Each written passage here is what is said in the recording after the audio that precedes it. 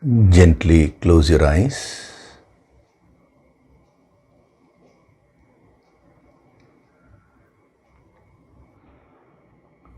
Do deep breathing.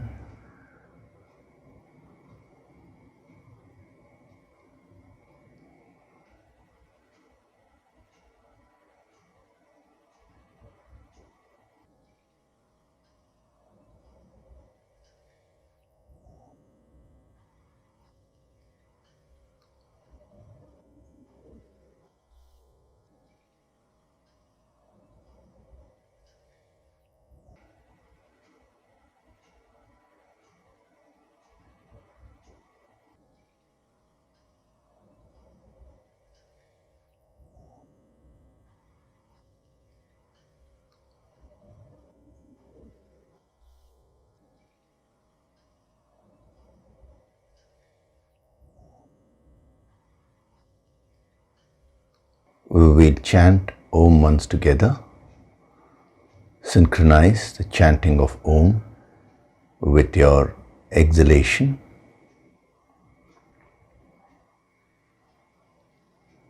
Breathe in.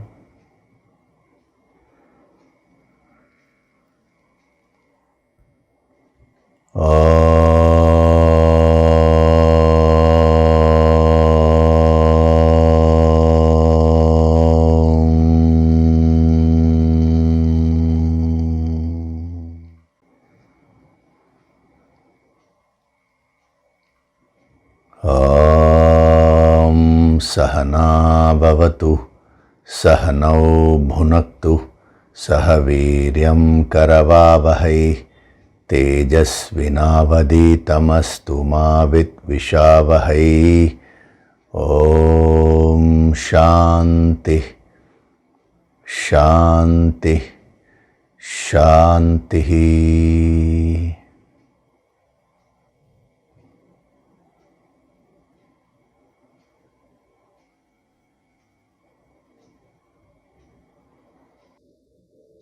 Gently open your eyes.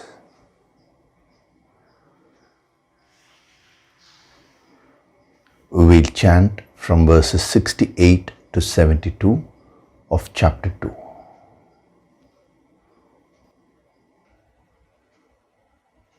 Tasmadhyasya mahabaho, Tasmadhyasya mahabaho, nigrihitani sarvashah, nigrihitani sarvashah, indriyanindriyarthebhyah, indriyanindriyarthebhyah, tasya prajna pratisthita, tasya prajna pratisthita, ya nisha sarvabhutanam, ya nisha sarvabhutanam, tasyam jagati sanyami, tasyam jagarti sanyami, yasyam jagrati bhutani,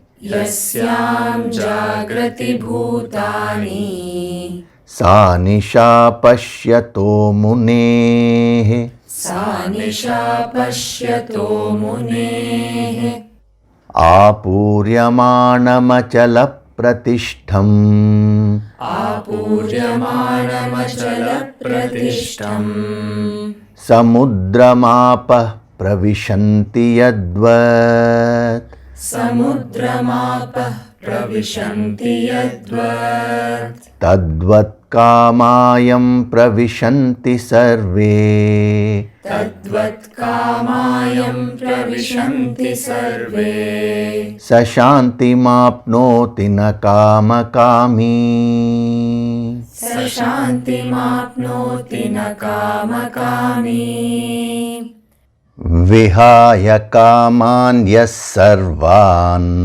विहाय कामान्यः सर्वान्, पुमांश्चरति निःस्पृहः, पुमांश्चरति निःस्पृहः, निर्ममो निरहङ्कारः, निर्ममो निरहङ्कारः सशान्तिमधिगच्छति स शान्तिमधिगच्छति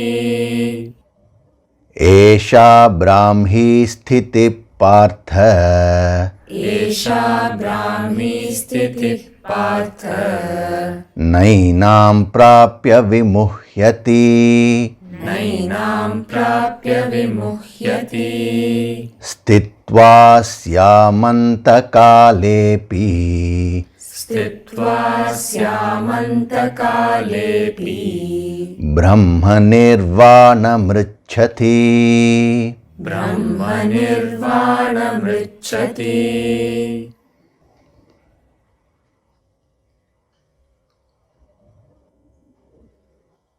Hari Om, and a very good day to all of you.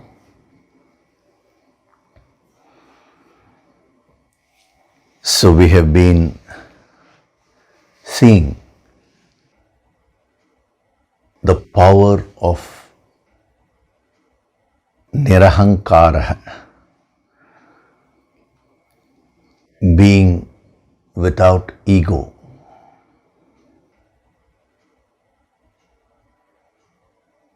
Now, when we say being without ego, that sentence itself will look contradictory to you.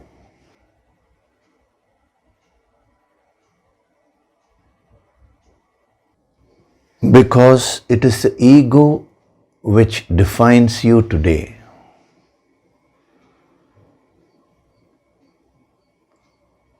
If I were to ask you, who are you? You will give me your name. Now, if I were to probe and ask further, whose name is this? You will say, it is my name. Now, when you say it is my name, what you mean is it is a name of the individual. So you have completely identified with the individual self, what we call as the embodied soul, the soul which is bound by the body. When I say body, it is not merely the physical body alone. The physical body, the mind and the intellect, that is the sukshma sharira, subtle body,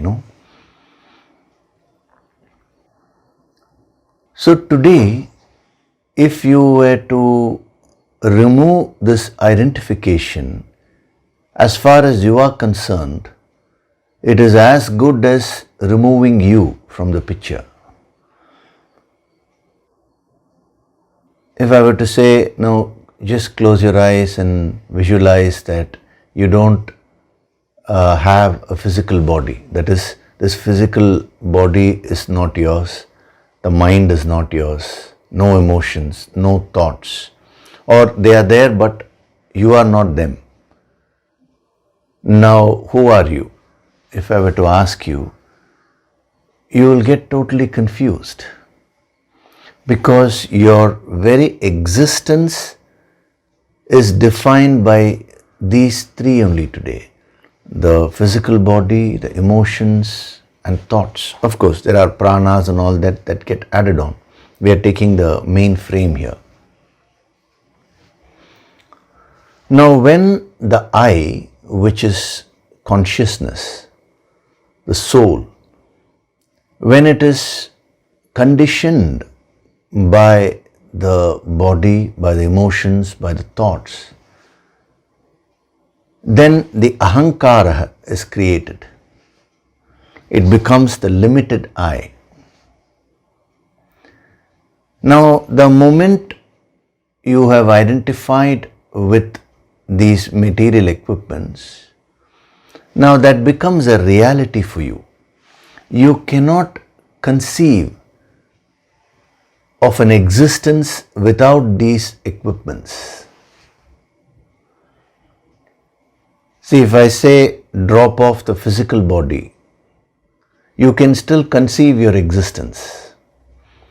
In the movies and all, they show like as if a ghost is going, which means that person is able to conceive of an existence even without the body. Of course, they may have exaggerated it by showing it in a particular form, singing songs and all that. We are not getting into that. But the fact that they are saying there is a possibility of a person existing even without a body means they are able to conceive that.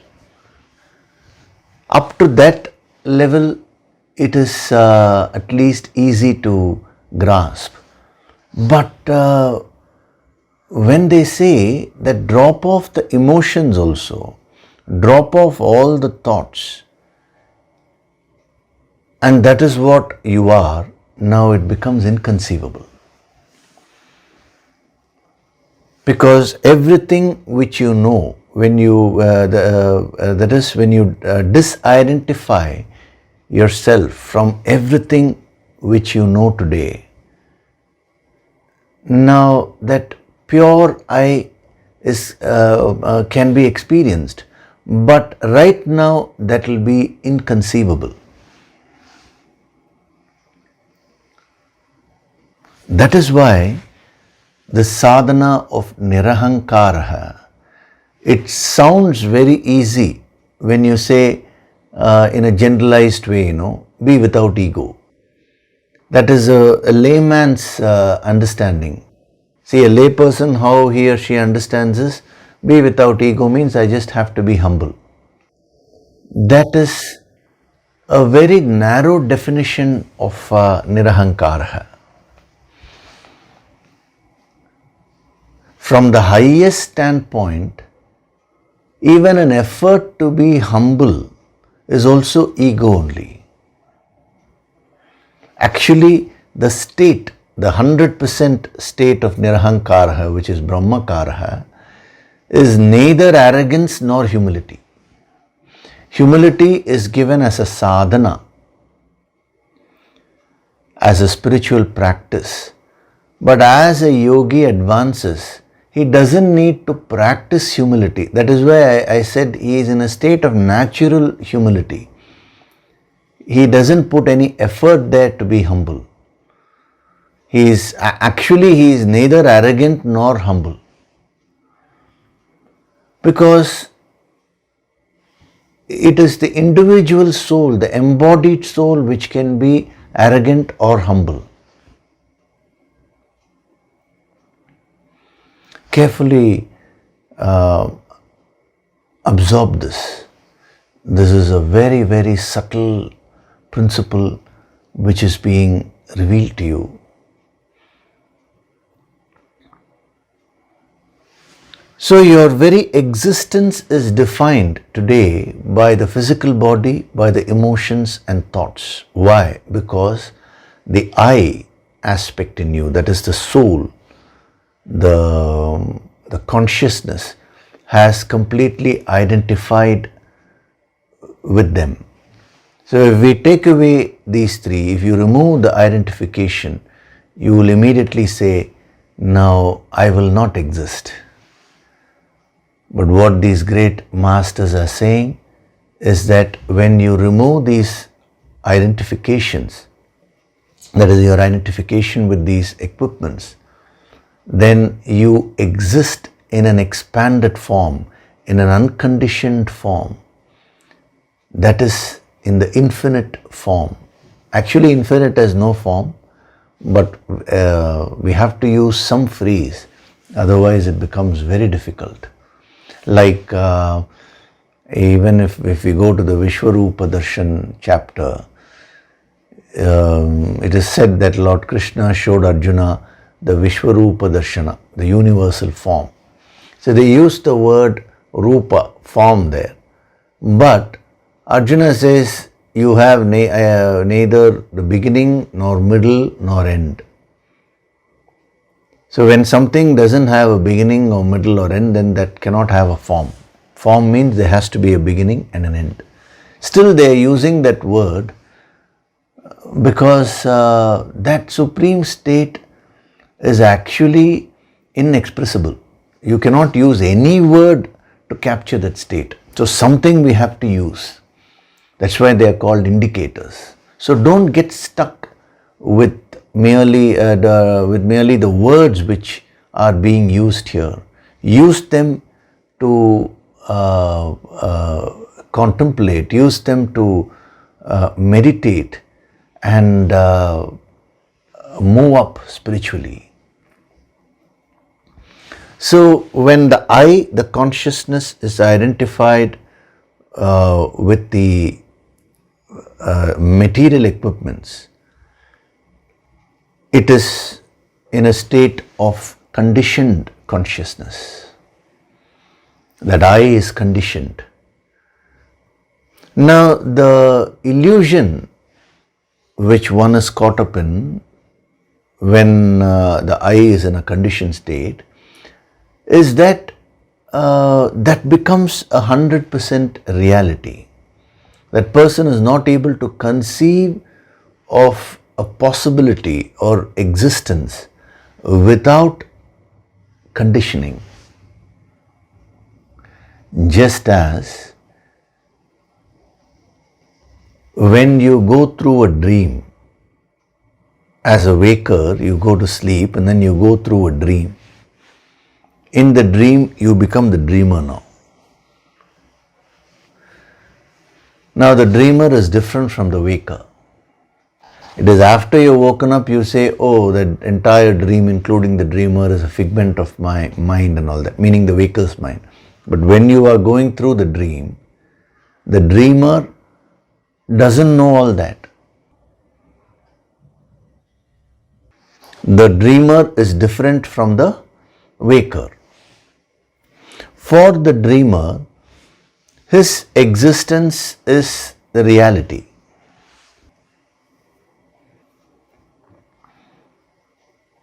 If you were to go to the dreamer and say, now remove your identification from the dream body and then the emotions and thoughts of the dreamer, and now he will ask, then I will cease to exist. But actually, when he completely disassociates himself from these three, what happens is he wakes up, he becomes the waker. That part of it cannot be conceived by the dreamer. So it is an illusion. That's what we call as mithya. Mithya means illusion. Whatever is not real is seen as real by the person. Whenever you are in a conditioned state, you will take what is not real to be real. When a person is hypnotized, now he can be made to see water on a flat surface. Now when he sees water, for him water becomes the reality. If you tell him there is no water here, he will not accept that. When you see a mirage in the desert, now you see water there where there is sand. Now that becomes a reality for you. Even though it is an illusion from a higher perspective, from that person's perspective, that is from the perspective of the person who is caught up in the illusion, it is not an illusion, it is real.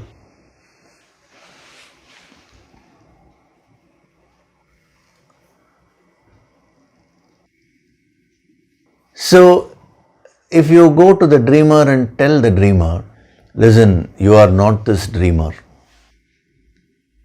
You are in a conditioned state now. You are the waker. Now he will ask, who is this waker? How to come in contact with the waker? Now what can you tell him? You will tell him, okay, now listen, remove this conditioning completely. That is the nirahankara. You remove all your identification with the dream equipments, the dream body, the dream emotions, the dream thoughts. Then you will experience the waker. Now, to which he will ask you, if I drop off the body, emotions, thoughts, now with what equipments will I experience the waker? You're asking me to remove my existence itself. That is the question which will come in any sadhak's mind when the sadhak goes deep into this. If the ego, aham, is removed, then how will I experience Brahman? The answer to that is, when the dreamer asks you, what you will tell the dreamer is, don't worry, just drop these equipments. Even though your existence as a dreamer will fall apart, but you will experience yourself as a waker, meaning the waker will experience himself. You cannot experience the waker as long as you are thinking you're a dreamer. Now the dreamer will get very confused.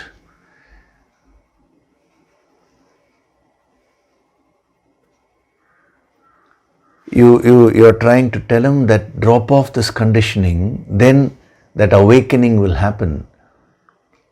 That fear will immediately come. He will say, how can I drop my existence? But if you were to really penetrate and understand, you're not asking the dreamer to drop his existence. You're actually asking him to drop the false existence. It is the same thing when we say nirahankaraha. If that I goes away completely, then I will cease to exist. No, the false existence will cease to be there anymore. But the expanded I, your existence now will be in will be from a different dimension. The same I would have expanded and become one with the infinite. That is the state of Brahmakaraha. So let the body, let the emotions, let the thoughts, let all of them remain as they are. Per se, it is not the body, mind or intellect which is an issue here. The issue is your identification with them. So in spirituality, they are saying through sadhana, you go on expanding your consciousness. And one day you will expand it fully. You will get into the state of Brahmakaraha. So then also the body, mind and intellect will continue to perform the various activities, whether it is the emotional activity or physical activity. But the identification will not be there. The identification will always be with the infinite, with the God principle.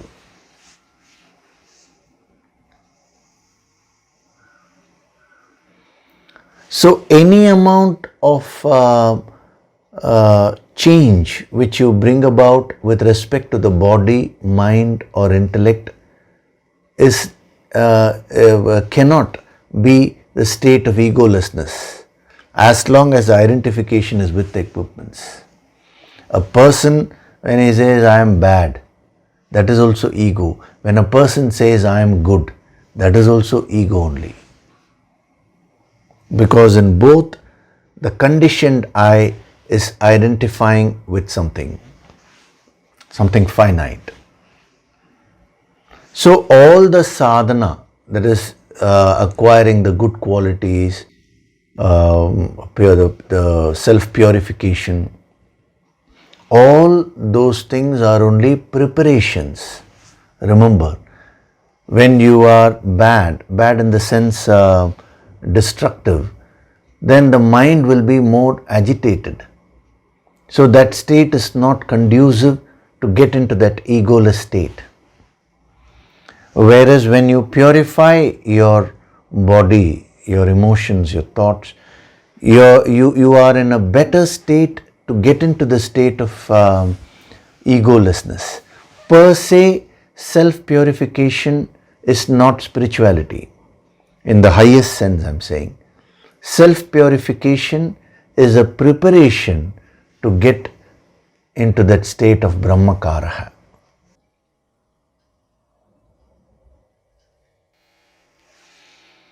In the second chapter, he is ending with these powerful principles.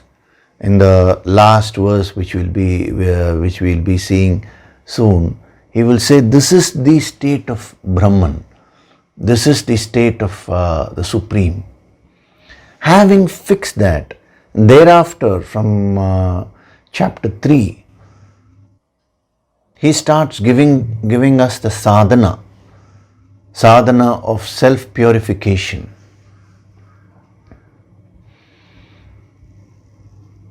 The more you purify yourself, you're making things very conducive for you to get into that state of Brahmakaraha. But please don't restrict spirituality to a state, to the concept of mere purification or merely being good.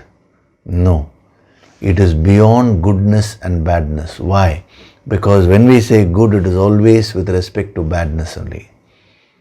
If I were to ask you what is good, you will say it is not bad. What is bad, it is not good. They both are intertwined. That is also a limitation. But the state of Brahmakaraha is beyond all limitations.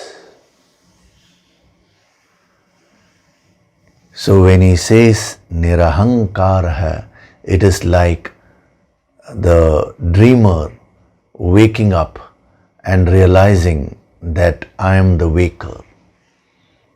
You don't even say it, you become the waker. See, the dreamer cannot see the waker, the dreamer cannot hear the waker, the dreamer cannot contact the waker with the sense organs, the dreamer cannot feel the waker, the dreamer cannot think about the waker. Whatever he thinks, it will still be within the realm of the dream only. With the thoughts, he cannot exactly understand who the waker is. There is only one way, and that way is to drop the very identification with the dream and waking up. The dreamer can only become the waker.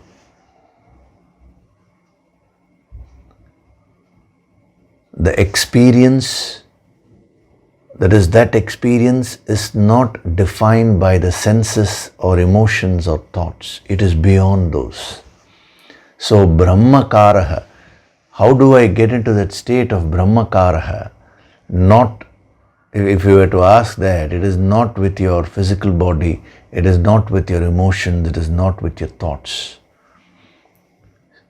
So when we say disidentify your I from these things, that may be cause fear in some people, lot of uncomfortableness. That is why what these masters are saying is, go on expanding your I. When you keep expanding your consciousness, automatically the disidentification will happen, because you will get identified with the higher. So you cannot really see God, see the infinite, because the instrument which you're using, the eyes, are finite. With the finite, how can you experience the infinite? You cannot hear God, because again the ears are finite. With a finite instrument, you cannot capture the infinite. So you cannot perceive God with any of your sense organs. You cannot feel God. Whatever you're feeling may be a portion of that divinity, but it can never be the full truth. Why? Because the very mind, the tool which you're using for feeling itself is finite. You cannot capture the infinite with a finite equipment. You cannot think and understand God, because whatever you think is again coming from the finite instrument of the intellect. The finite can never capture the infinite. Then with what equipment can I experience God will be your question. It is like the dreamer asking, with what equipment will I experience the waker? You drop the identification with the physical body, including all the senses, then the mind, its emotions, the intellect, the various thoughts. You go on expanding the I, and then you experience the infinite, in the sense you become the infinite, which is the state of Brahmakaraha. So when you retain the ego, that is when the I is conditioned, if you say I am God, you will mean the physical body, the emotions and thoughts, which is what many people do. They make a mistake there. Ravana, he used to say Aham Brahmasmi, I am Brahman. But what he meant was the physical body, the emotions and thoughts. So he went on strengthening his ego by saying, I am God, I am God. But what these great masters are saying when they say Aham Brahmasmi, I am God, they mean this great principle of Nirahankara. I am Brahman means I am not conditioned by the body, emotions and thoughts. My I has expanded and become one with the infinite. So they are referring to that.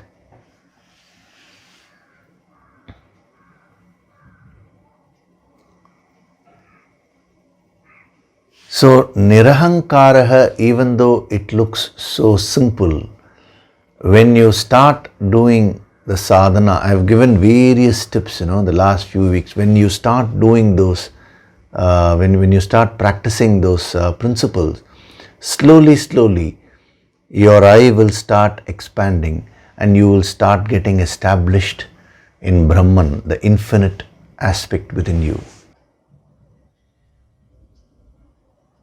And if you were to ask me, sir, can you describe that state? It is not possible. Any word which you use cannot capture that experience. Just as any word which you use in the dream cannot capture the experience of being a waker. It is totally a different dimension altogether.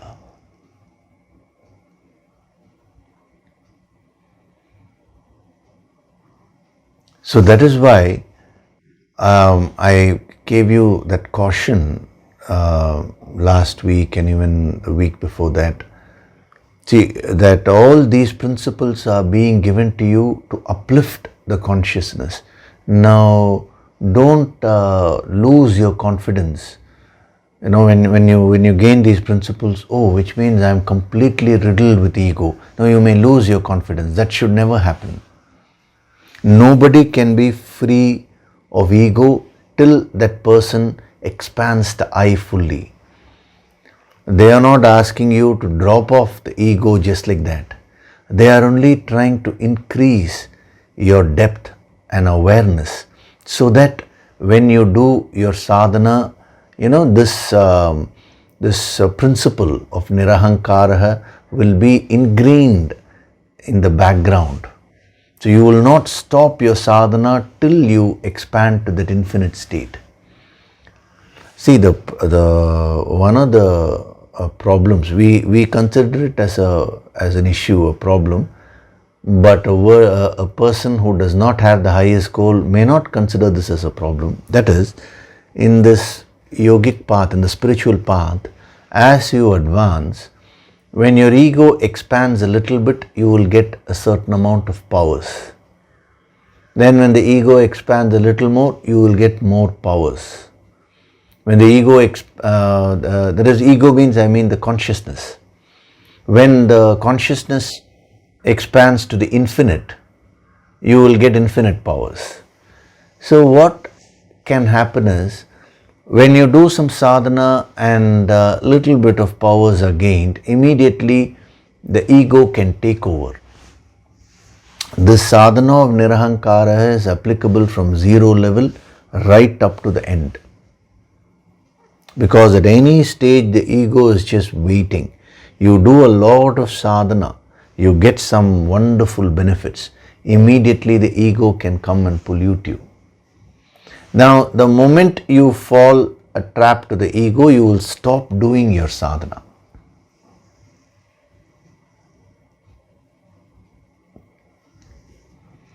You will get disconnected from the Guru Shakti. That possibility is there.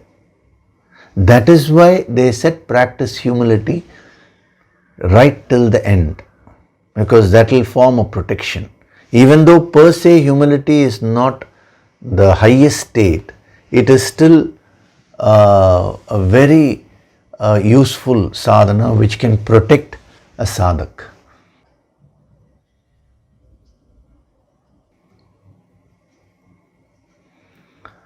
So since this problem is there, what these great masters are doing is they are giving so many indicators as to what that supreme state is, so that gets ingrained in your background. You will never stop the sadhana when till you reach the infinite. You will not compromise and fall for some small powers which you may gain along the way. The advice given to the yogis, that is one who is in the path of spirituality, is that never show your powers, because when you show your powers, chances are that people will start appreciating that. Now the ego is just waiting for all that to trade on whatever tapas you do. That is why we always offer our gratitude to God, to our Guru and all the masters. When we do the sadhana, you should make it a daily practice.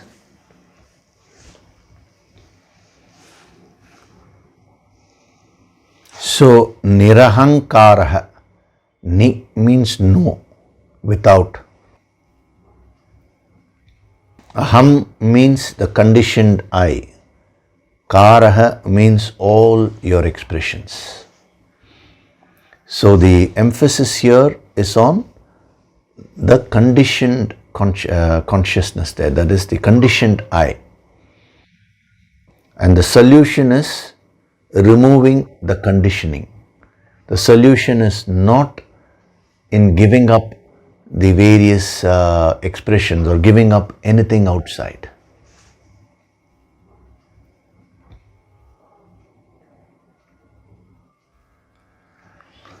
So I gave you the various dimensions of karaha, and we saw how when the ego is backing the expression, what the expressions are, and as you start removing the ego, as you start expanding your consciousness, then how the very quality of your expressions change. I gave you, I think, almost 4 or 5 dimensions. That should be more than enough. These dimensions are meant to deepen your understanding, to increase your inspiration, so that when you do your sadhana, you will automatically start doing that with more purpose.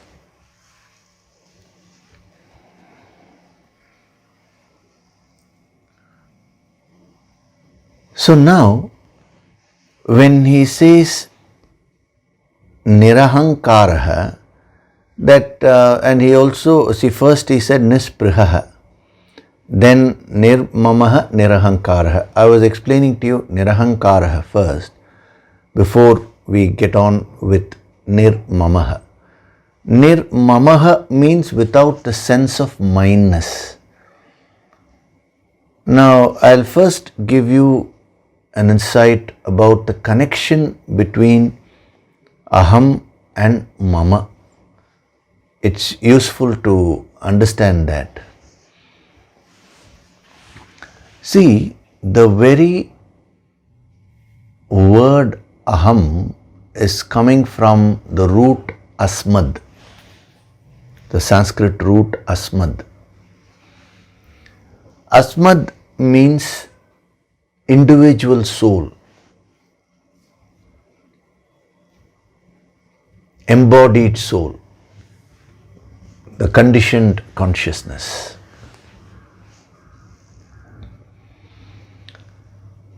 So in in any language you have various case endings, various declensions and all that in grammar. So same thing with respect to the Sanskrit grammar also. So you have 7 declensions when you take any word from the root. So here the root is asmad. It means the individual soul. I have already explained that to you in detail, so you will be able to understand this so easily. So the first case ending, the first declension is aham. From asmad comes aham. Aham means I as a subject. I am seeing, I am walking, I am talking, I am eating. Here the I is the subject. You have to carefully focus and understand what is being said here, because when you understand this, you will be able to see the relationship between ahankaraha and mamaha.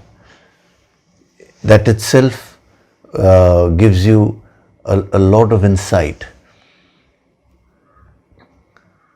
So the first expression of asmad, that is when the consciousness is one with the infinite, that is the state of brahmakaraha. When it becomes conditioned, that is called asmad, an individual trapped soul, the soul which is embodied. Now when that happens, then from that arises the first declension. See, when I say declension, that is only the grammar part of Sanskrit called Vyakarna. But we are not interested merely in the grammar part. What is the spiritual significance and what is the related spiritual sadhana associated with that? That is what is being expounded to you. From asmat comes aham, and all these things you can easily get this information from the grammar books. Or you go to a Sanskrit Pandit, he'll be able to explain probably better also. But we are now going to see the sadhana significance, the spiritual significance of this. So from the individual soul comes the aham, the conditioned I as a subject. Now this individual soul is going to do various things now, karaha. That is how, as from asmad aham, from aham ahankaraha, ahamkaraha. Now, when the same role is reversed, that is, instead of being a subject, sometimes it can be the object. Then in Sanskrit, the case ending is mam, the word mam. Mam means to me. Like he is talking to me. So it becomes the object, to me. That is mam. The various declensions are very interesting. Out of that, one declension is mamaha. That is where we are coming to, Then another declension is maya, the third one. Maya means by me. This work is done by me. There, by me means by the individual self, by the ego. Whatever it is that you do, you take the credit, I am the cause for it. It is being done by me. So you have aham, then you have mam, then you have maya. Then the fourth case ending is mahyam. Mahyam means for me. Whatever it is that is there, it is all for me. Do this for me, do that for me. That is another form of ego, an ego centricity, where you say everything is for me only. You're unable to accommodate anyone else. So that is the state of mahyam. And then the fifth case ending is mat. Mat means from me.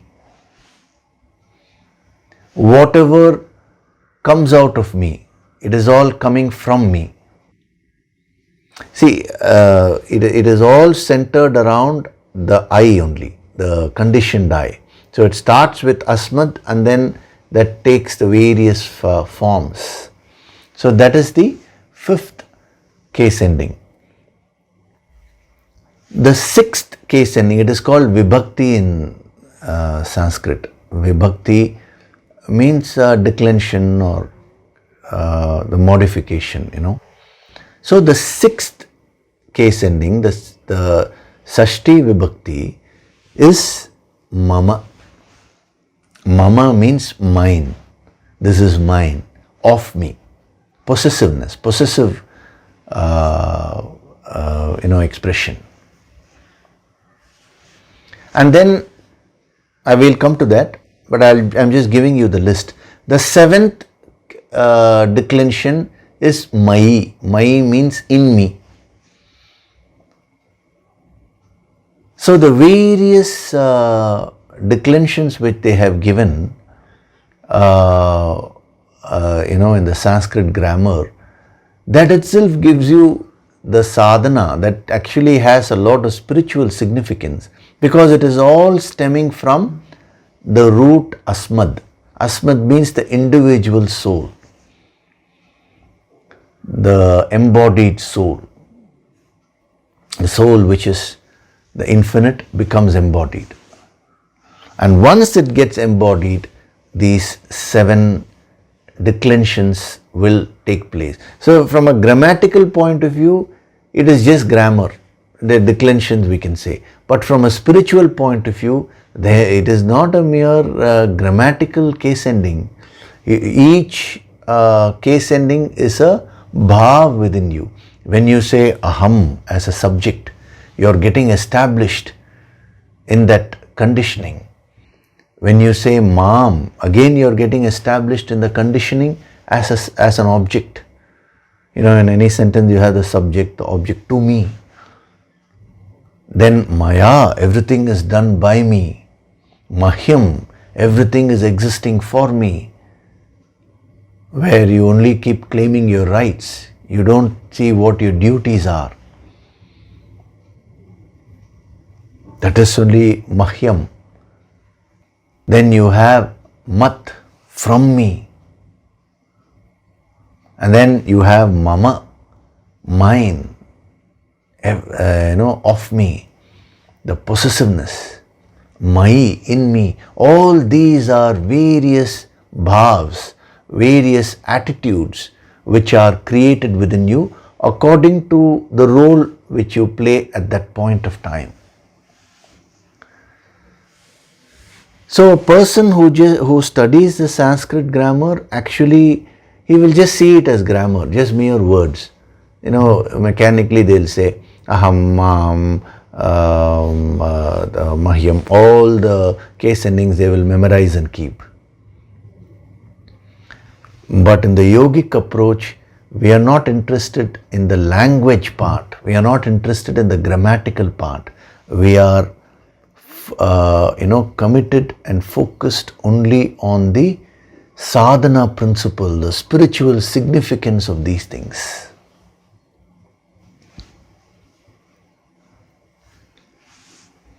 That is why in the Bhajagovindam, Adi Shankaracharya, he told a Sanskrit Pandit. The Sanskrit Pandit was memorizing Dukrin Karani. It's a rule from Panini's grammar. He was memorizing. So he said, listen, Bhaja Govindam, seek Govinda, seek the infinite. Because these grammar rules are not going to save you at the time of death. When the appointed time approaches you, Sannihite Kale, Nahi nahi rakshati dukrin karane. Means this dukrin karane, these grammar rules are not going to save you. Means go beyond the grammar rules to the real spiritual principles. Because when you go to the spiritual principles, then it becomes a sadhana for you. You will start becoming a sadhak and you will start expanding the consciousness. It's a very powerful verse. He starts off with that. Bhajagovindam actually starts off with that only. Bhajagovindam, Bhajagovindam, Govindam, Bhaja Mudamate. O deluded one, seek Govind, seek the infinite. Govinda means another name for the infinite, that infinite formless reality. So, out of all these 7 modifications, he is taking up ahankaraha, which is the first one as a subject. And then, as an example, he is going to mamaha. Mamakaraha means mindness, the sense of mindness. There is a reason for that. See, when in all the other declensions, even though, like when you say this is for me, this is by me, that is from me and all that, you are still centered around the I and you have not picked up the focus or emphasis is not on the external objects. Whereas when you say mama, now you are getting more disassociated from the infinite. You are not only now getting established in the ego, but you're tying that ego with something outside you. When you say, this is mine, that possessiveness is built. That possessiveness is nothing but a deep attachment. So you're moving far, far away from the infinite self within you. So that is why he has taken up mamaha. That doesn't mean the other modifications of ego are not important. But mamaha is the one which gets you more bound to the finite. Mamaha means mindness, possessiveness. So he is taking that as an example and he says, along with nirahankaraha, practice nirmamaha also.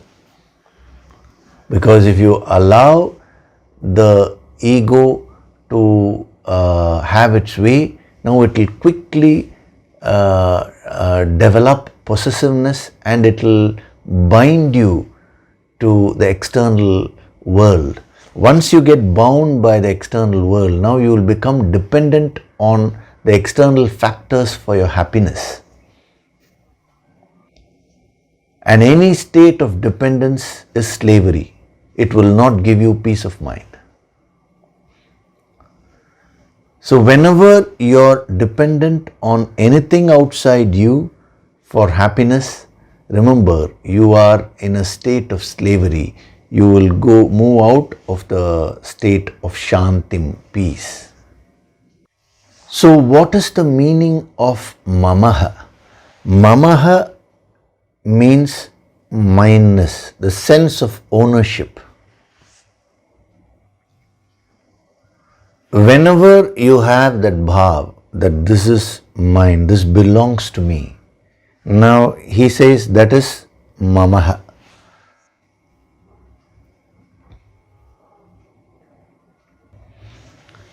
First is that aham, I. Now if you don't curb that, that will quickly develop into a sense of sense of ownership. This is mine.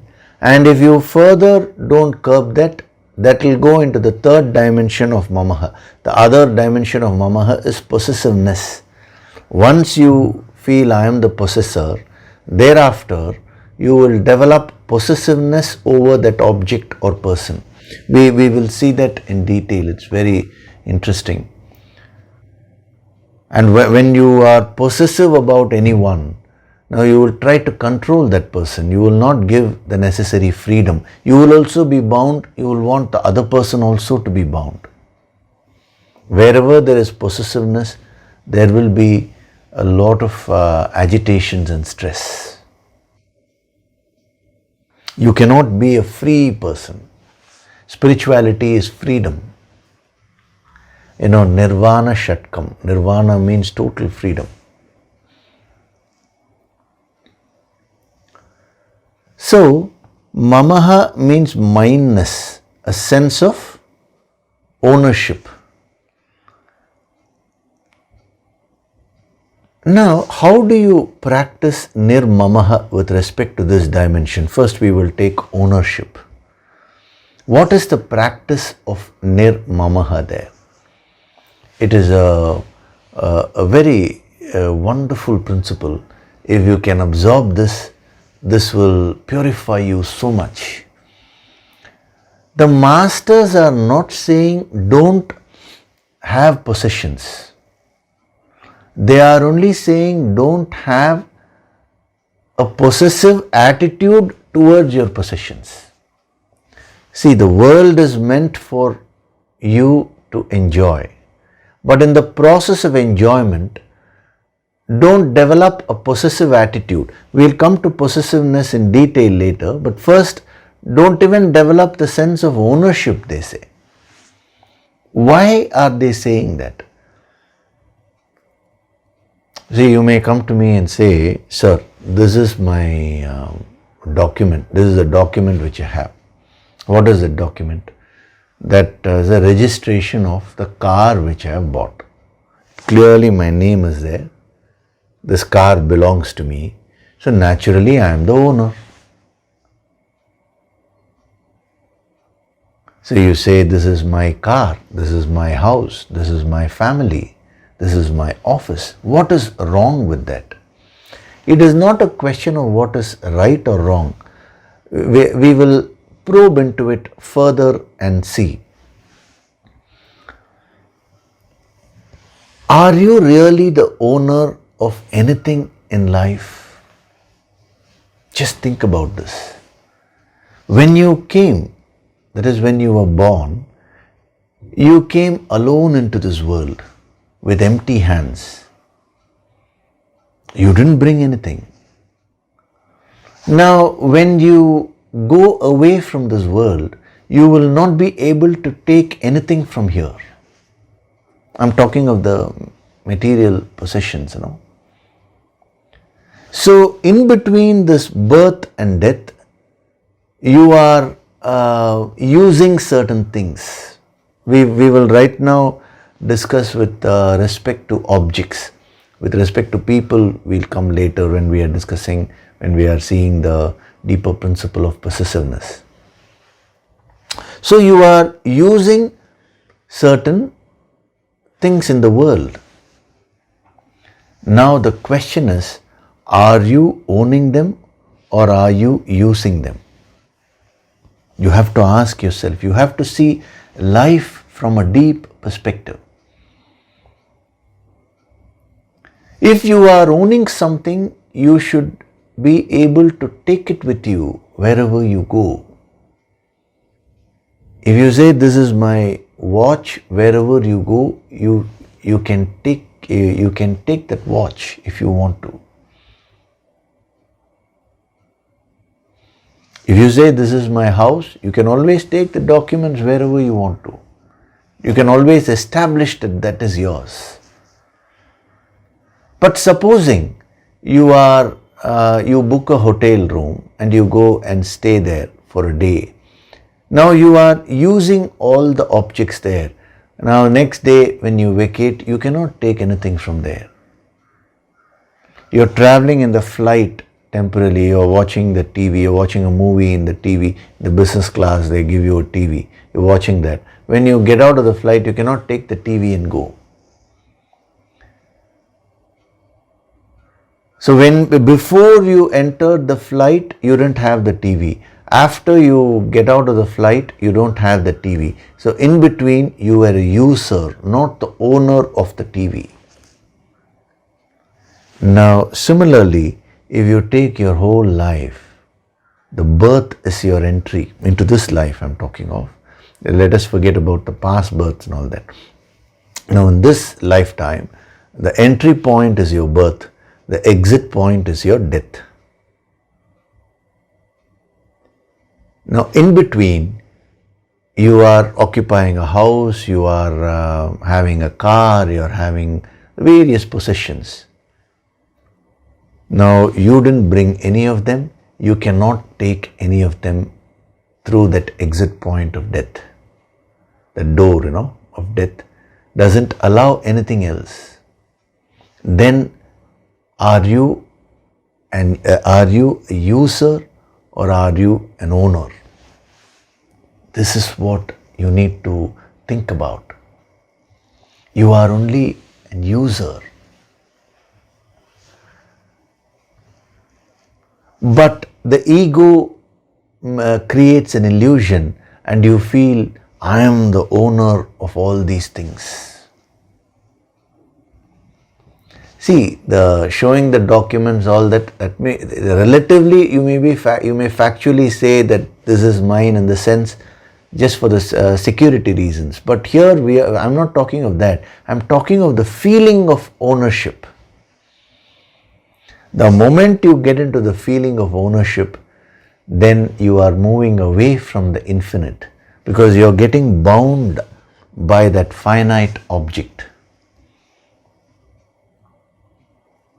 That is going to cause a lot of fear, insecurity.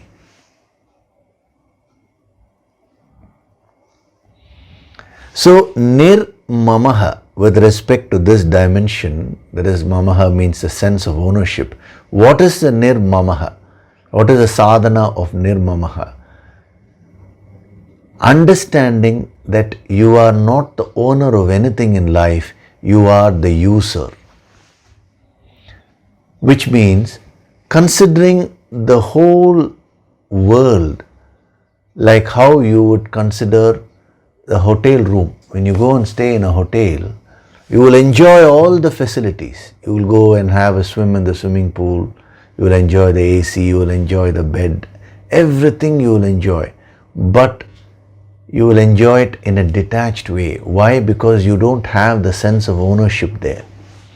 So with respect to your house, with respect to your car, that is with respect to all your possessions, where you're showing the documents for proof, with respect to all those possessions, if you can develop the sense of being a user rather than being an owner, then that is the sadhana of nirmamaha. It's a very, very powerful sadhana. Why? Because it gives you so much of power. See, when you claim a sense of ownership, now that starts giving you a lot of insecurity. This is mine. That is when the stress is on, the fact that something is mine, then, you will always have the fear of losing it. But if you really think about it, there is nothing to lose in this world because nothing belongs to us. We didn't create anything. We are only using this world. We are guests in this world, getting into the spirit of being a guest. when you are going through the experiences of life is the sadhana of nirmamaha. Supposing you go as a guest to your friend's house. Now he gives you a nice room. Now it's very comfortable there. And there is a nice wardrobe. There are some clothes, you wear those clothes. Every day they're giving you breakfast, lunch and dinner. Let's say you've gone there for a week. You're staying with your friend for a week. Friend and his family. So in the morning they give you a cup of tea and you're sitting in the garden, in the lawn, and you're enjoying the tea with your friend. It's so lovely, the experience,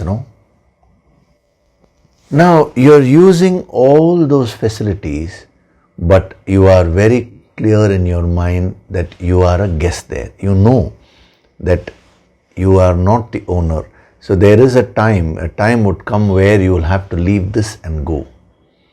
So you're able to enjoy all these things with utmost freedom because you don't have the sense of ownership. Now the same attitude, if you can have for your whole life, you are a guest here.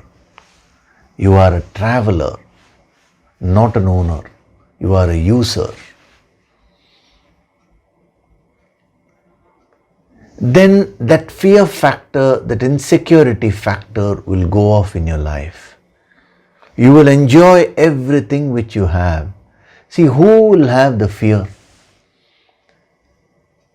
You will have the fear only, the fear will be there of losing something only if you possess it. But if you know that this is not yours, then there is no question of losing it. That is why a yogi is so happy, blissful wherever he goes. Just for practical purposes, a yogi may say, this is my house and I am traveling here, I am traveling there. But the internal bhavana is not that. Again, don't confuse this with mere words. Now, don't try to avoid using the word, this is mine. If somebody comes and asks you, whose car is this? Don't say, I don't know. Then you will be in trouble. That is yours, that is from a functional point of view. But we are talking about the inner feeling, the deeper feeling which you have, the deeper bhav which you have. That should be one of a user, not an owner. So when you have that inner feeling of ownership, then that is going to give you that fear of losing. See, even if you analyze the fear of death, actually after death, you don't know where you're going. So that fear consists of two components. One is the fear of the unknown. You don't know where you're going to go. The other is the fear of losing whatever you know. You know that all these are mine. Now I'm going to lose all. I'm going to lose my house, I'm going to lose my car, I'm going to lose my family, I'm going to lose my friends. That is also the other aspect of the fear of death. But if you understand that nothing belongs to you, everything belongs to the higher. You never created anything.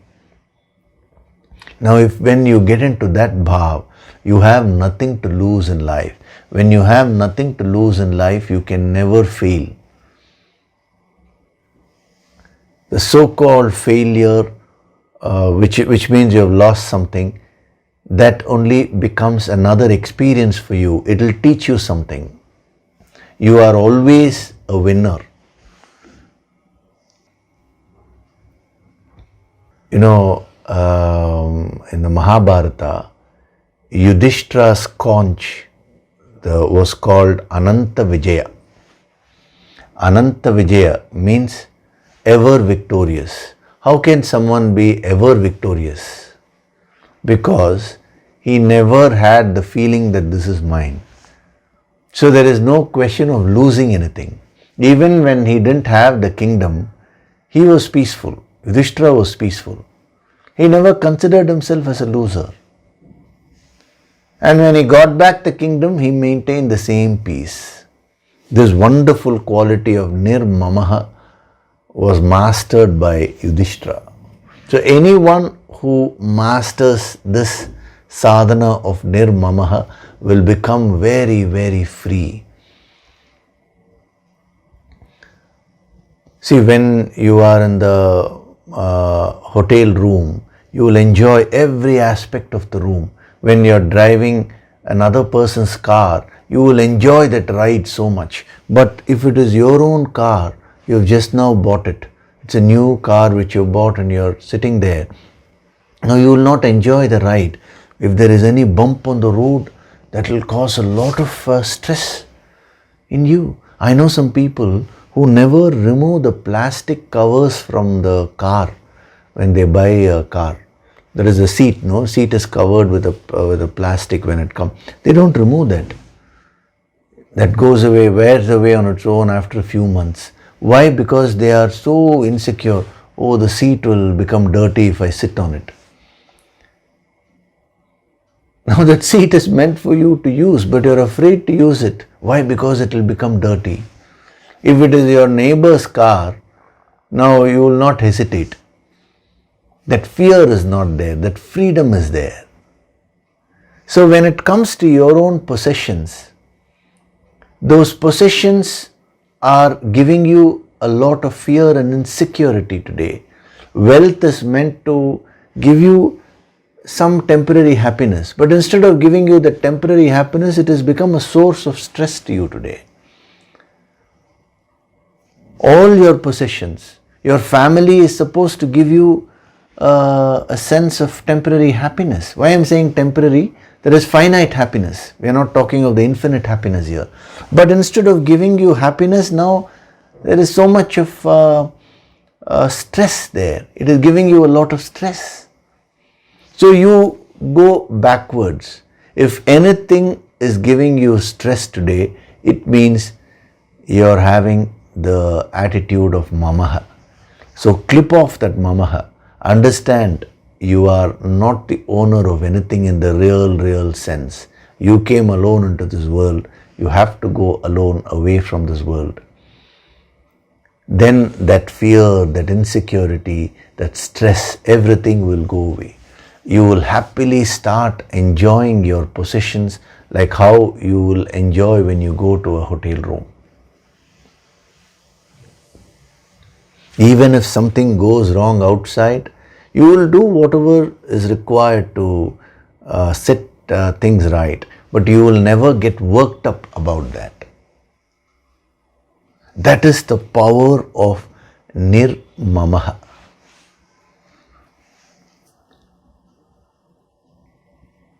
Whenever you feel that everything is mine, then you will cling on to that at any cost. See, when you acquire an object, let it be anything, let it be a house or let it be a car or whatever it is. Now, the separation is inevitable. Either you will have to leave that object one day, or in your lifetime, the object may wear away, the object will leave you at some point of time. It is only a temporary connection. It is a temporary usage. But if you cling on to that object, if you get attached to that object and develop a sense of ownership, now you will not be able to bear it when the separation happens. Not only that, even when the object is there with you, there will be a lot of fear of that separation, fear of losing. That is why they are saying the sense of ownership is very dangerous. It will remove all the peace which you have. You will get into a state of stress. Whereas when you substitute the sense of ownership with this wisdom, I am only a user here, I am a traveler, I am a guest, Now you will start experiencing every aspect of life. You will start enjoying every aspect of life in a free way, with a free mind. Like a baby, when the baby is born, then the baby has no sense of mindness. The baby just enjoys anything and everything. Just a fan has to rotate immediately, the baby starts laughing, seeing the fan. When you show a toy in front of the baby, immediately the baby gets excited. But as the baby grows, we teach the baby, this toy is yours. Then only all the problem comes. When another baby comes, the baby refuses to give its toy. It says, it is mine, All the stress starts happening only then. So when you remove the sense of mindness, you become very pure like a newborn baby. No attachments whatsoever, but enjoying every aspect of life. So nirmamaha is not giving away your possessions. Again, please don't misunderstand this. Sir, I am practicing nirmamaha. What are you doing? All my possessions I am giving away. Then how are you going to function in life? How will you perform your obligatory duties? You will not be able to. So nirmamaha is not giving away all your wealth, and it's not that. It is about giving away your sense of ownership and considering everything as that which everything as belonging to the higher. Everything belongs to that supreme. I am only a user here. So developing this attitude towards your possessions is nirmamaha. We'll stop with that today. Very powerful principles have been given. Soak your mind in these principles for this week. Now that these sessions are being kept in YouTube, you have that facility of revisiting these sessions and soaking your mind in them again and again.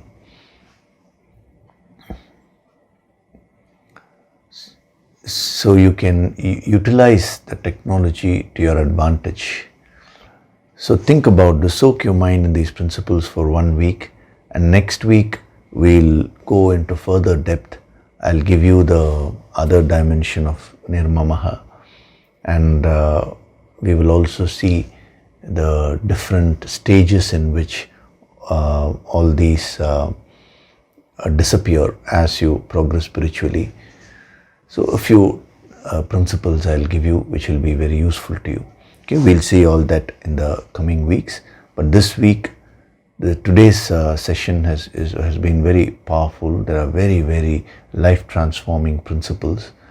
So revisit these points again and again whenever you get some spare time.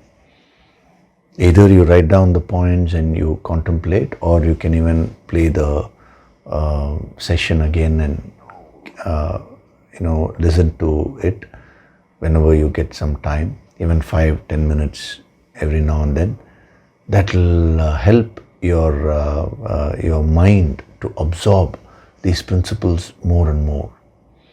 Okay, so you do that, and we'll continue next week. Before we do the meditation, I will take up one question.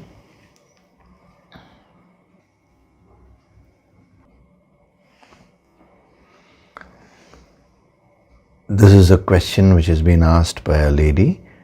I'm not mentioning the name for obvious reasons. Hari Om, Pranam Yogishri. I'll start with the benefits that I have received from the deeper wisdom and sadhana.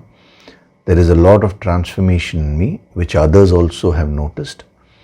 I am inspired by the positive changes that are happening in me and outside. Thank you so much. There is a purpose for me waking up every day. I lead a life, to lead a life, fulfill my goals, and doing my sadhana and daily duties.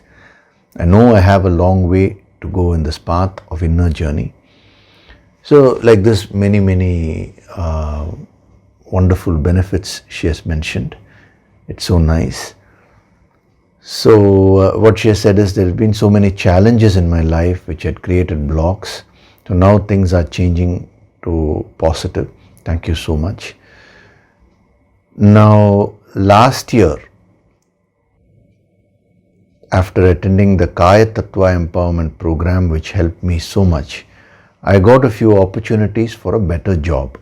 I wanted to take it up. Later I withdrew and decided to continue in the present job. My past experiences and fears were the reasons for not taking up the challenge. Now I realize that I could have taken it up, but nothing much can be done now. I'm trying for a good change in my career growth now. I'm applying to different organizations. I'm working as a teacher, teaching pre-university students. So though I'm trying through various means, I'm not yet getting a call back. I am now prepared to take up higher roles in new environment.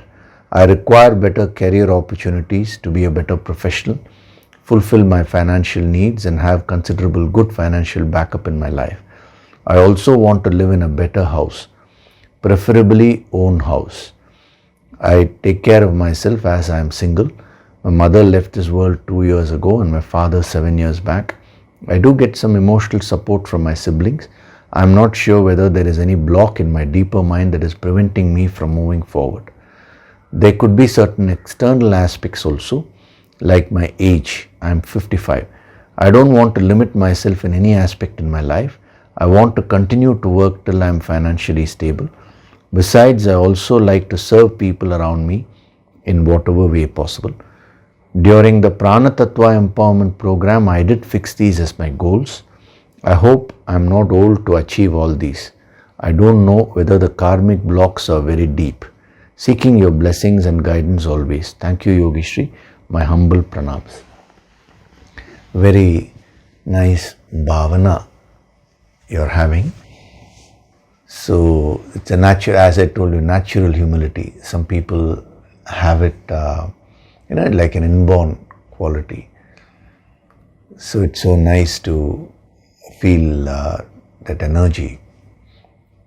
Now, there are several things to your, several aspects to your question, but we will get to the center of it. Basically, what you're saying is, you got an offer which you didn't take it up due to your past fears, but now you're feeling, I can handle the higher responsibilities. You're applying, but you're not getting any jobs. So you're asking whether there is any block. In the question itself, you have mentioned 2-3 things which are actually your blocks. First of all, you're saying external aspects like my age. I'm 55. Then later on you have again said, I hope I am not old to achieve all these. That thought that I am old to achieve is your first block. I know people even at the age of 80, 85, they have started new things and they have achieved. I've told you that example, I'm giving you that example, no? A man who was 90, he took up karate, and within a few years, 93 or 95 or something, he became he acquired the black belt in karate. So, if you think that age is a factor, then that will become a reality to you.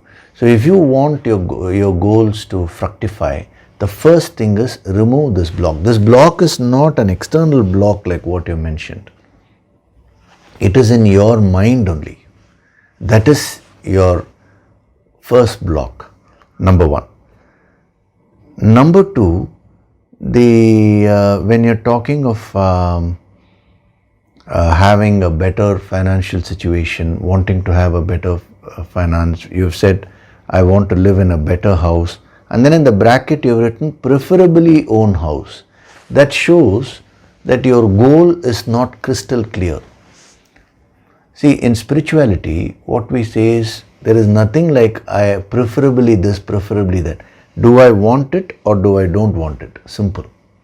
So when you say preferably an own house, that is a block. You feel the possibility of not achieving that goal. So that emotion itself becomes your block. So what I'm saying is, we will forget about, I'm not getting into the full aspects, each and every aspect of what you've asked. This is your principle. The goals are not crystal clear yet. So my request is, you take down a notebook or a paper and start writing down, this is what my goals are. This is what I'm going to achieve. Don't say that I hope to achieve these things. You've used the word hope several times. The moment you say I hope to get this, I hope to achieve, you're creating a block for yourself. You're creating a limitation. As a sadhak, see, you're doing the higher sadhana. Now you have such a humble attitude. You're such a wonderful person. The Guru Shakti, the higher, will help you. The higher energy is going to help you. So have the confidence as a sadhana. This is what I'm going to achieve. I want a new house. Define that. What do you mean new house? Go to the specifics. I want this job. I'm going to get a new job. I'm very well prepared for that. With that confidence, when you apply, then you will get it. Anyway, we are going to have the Yoga Sankirtan intensive program now in the first week of April. So before that, do this exercise. Revisit your goals and cut out all those doubting elements like I hope to achieve it, preferably own house. Do you want to an own house or not? Now don't get into the sense of, today only I said no, nirmamaha. Don't have the sense of ownership.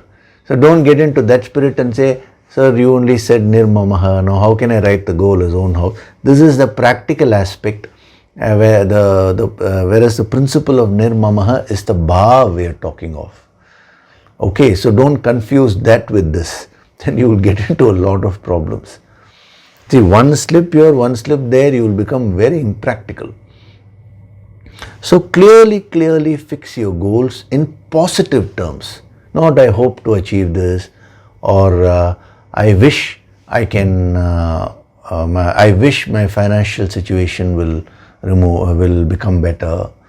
Not like that. Clearly write down what you want. Be very clear about your goals in positive terms. This is what I'm going to achieve. Then start doing your sadhana. But in the Yoga Sankirtan intensive program, so many empowerments are going to be given this time because it is intensive. So your inner powers are going to increase tremendously. So right now itself, if you start writing down your goals very clearly, they will all start manifesting soon. Fortunately for you, this empowerment is coming, the intensive empowerment. Take that as a positive signal and start writing down your goals with confidence. Even though you're writing all this, the confidence element is missing. That's why I'm telling you, you are a sadhak now. You're doing the higher sadhana. You have the blessings of all the gurus. The higher energy is being invoked for you. So when so much help is being given, all you need to do is to become clear about what you want with that confidence. Okay, so just practice whatever I told you now. If you have any other questions also, related to this, you can always raise your points. I will be very happy to clarify them. But it is so important that you don't doubt yourself. Self-doubt is your major block. Don't bring anybody else or external factors and all that. It is nothing but self-doubt. So work on that and wait till the Yoga Sankirtan intensive program is also over. After that, give it a little time and then you can send me. Most probably, as you remove these blocks, your goals will start fructifying. And when they fructify, you will get, that will add on to your confidence. So you will be able to fix and fulfill more goals, higher goals in your life. Okay, so now we'll do the meditation. Sit in a relaxed way. Gently close your eyes.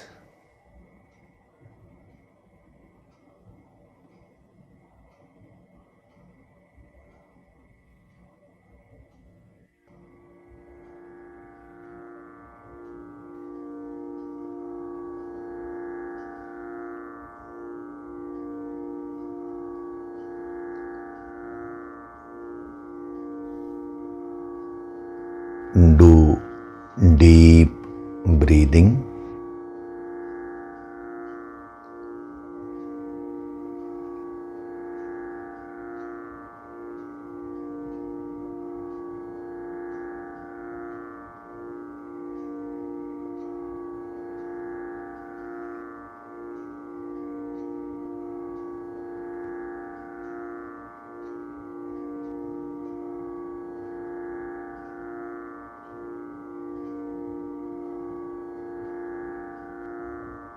Feel the divine vibrations.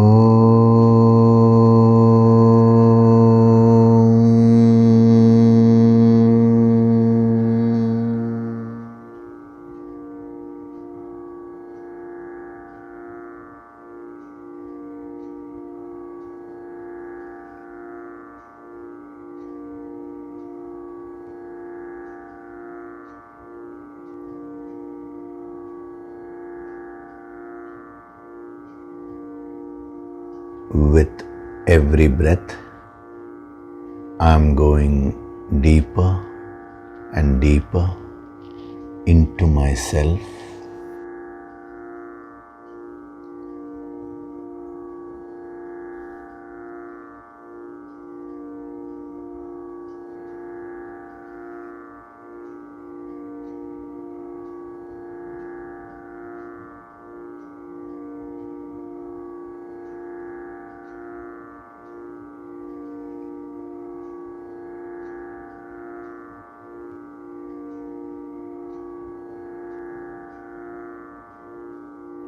I am not this physical body.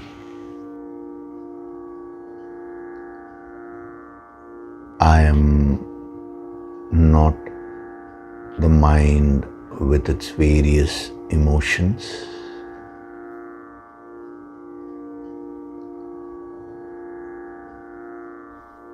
I am not the intellect with its various thoughts.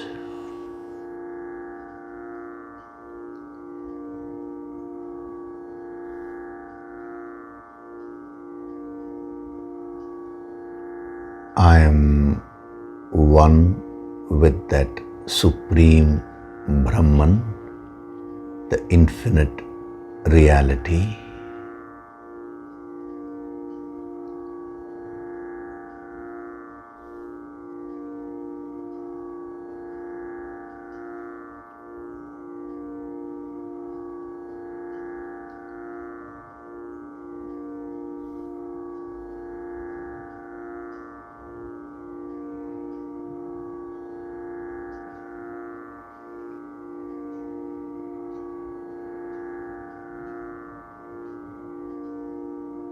From this moment onwards, I choose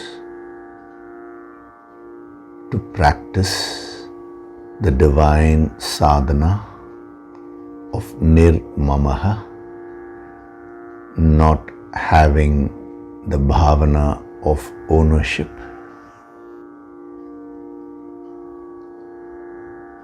I have no fear, I have no insecurity.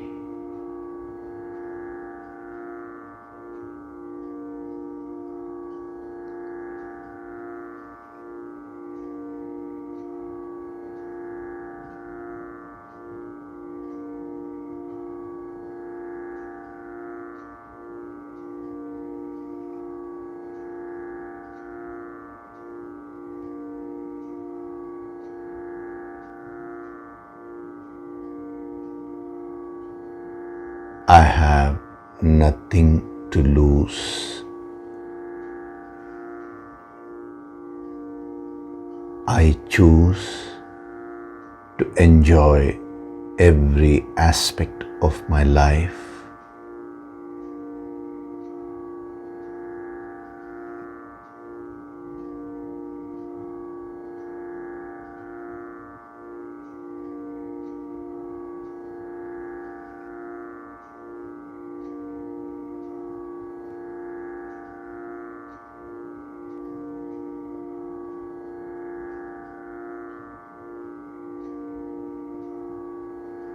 I am Swayam Prakashit,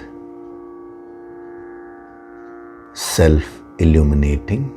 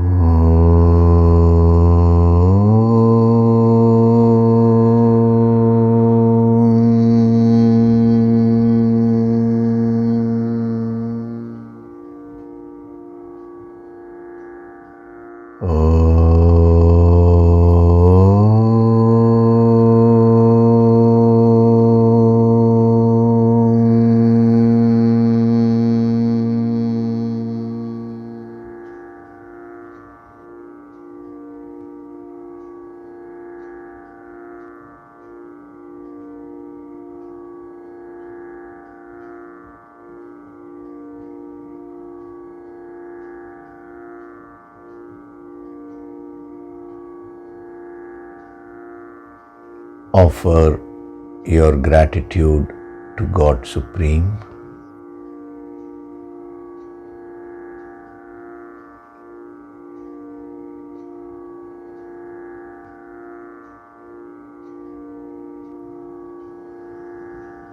Offer your gratitude to your Guru and all the holy masters.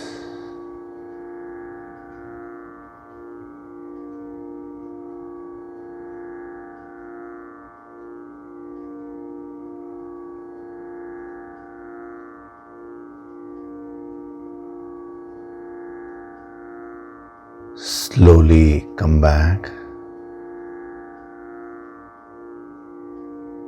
Wriggle your fingers, your toes. Rub your palms together to create a warmth.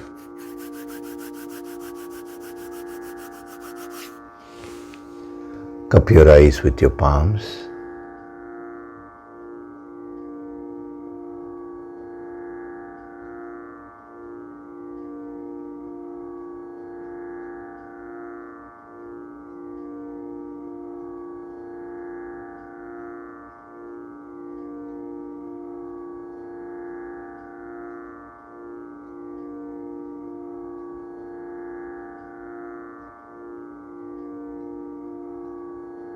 Gently rub your eyes, cheeks, forehead, top of the head, back of the head and neck. Slowly open your eyes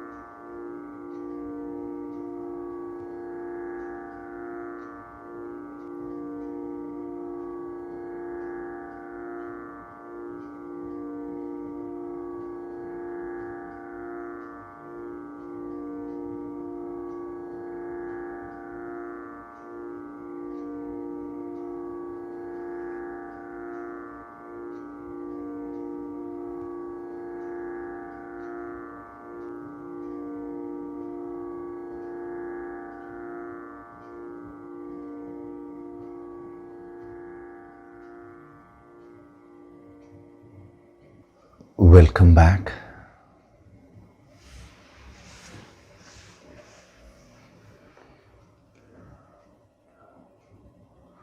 Such a deep session it was today, isn't it?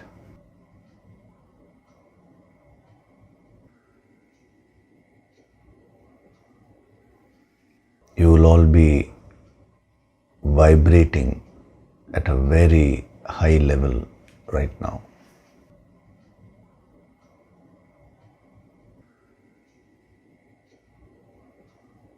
So as I told you, soak yourself, soak your mind in these principles throughout this week whenever you get some time.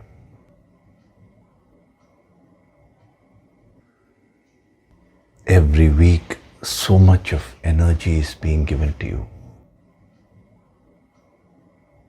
If you put some effort from your side also, you will reap tremendous benefits. Okay? As far as the Yoga Sankirtan empowerment is concerned, I'm sure all of you are doing the preparatory meditation. That is very important. And when I answered that lady about writing down and being clear about the goals, that is a message for all the sadhaks. Be very, very clear about what goals you want to materialize. Before coming to any empowerment program, that is a must. Because every empowerment program is going to increase your Shakti. A lot of blocks will be removed. So when you are clear about what you want, there are better chances of those goals getting fructified. If you are not clear, then it becomes difficult. So don't doubt, will I achieve this, will I not achieve? This is what I want in life. Ensure that your goals are positive, constructive. Don't put goals which can harm others and all that, then this energy will not work. We have made sure that is one of the filters which we have put. This energy will stop functioning if your bhavana is impure. Let me make this very clear. So you have all the right to put positive goals to better your life and to better the lives of others, but don't misuse this. It will not work. Okay, so start writing down your goals, not merely on the piece of paper there, but in your mind. See, whatever you're writing outside should be a reflection of what you're thinking and feeling from within. You're writing, I want a house, but internally you're feeling, I may not get it. Then there is no use.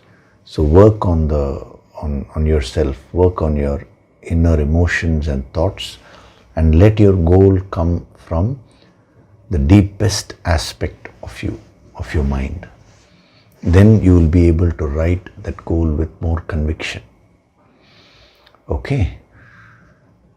So, and keep doing your Yoga Sankirtan sadhana every day also. Very, very important to come prepared. A lot of healing is being given to you on a daily basis. So when you do your sadhana, when you do the preparatory meditation, all that, you will begin to absorb that energy from now itself. Okay? So thank you very much. I'll see you in the next session. Hari Om.